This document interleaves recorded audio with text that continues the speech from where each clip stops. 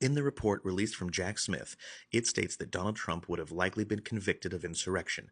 So why isn't the Constitution self-executing and not allowing Donald Trump to assume the presidency or let alone be inaugurated on January 20th?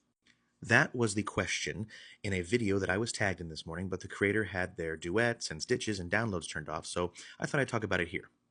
First and foremost, just because the prosecutor, whose job it is to get a conviction, thinks that the defendant would be convicted doesn't mean that they would.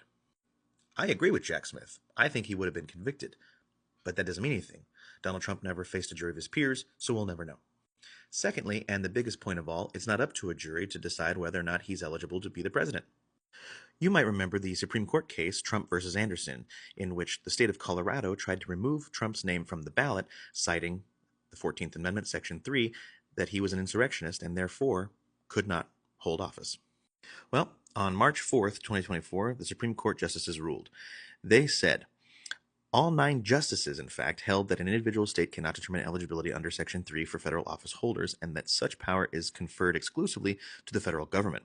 A majority of the court also ruled the section to be non-justiciable. I don't know if I'm pronouncing that right, but let me know if I'm not.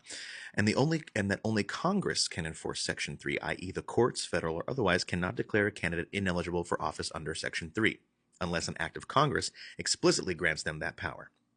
So, even if a jury of his peers were to have found Donald Trump guilty of insurrection, that would not disqualify him from running for office.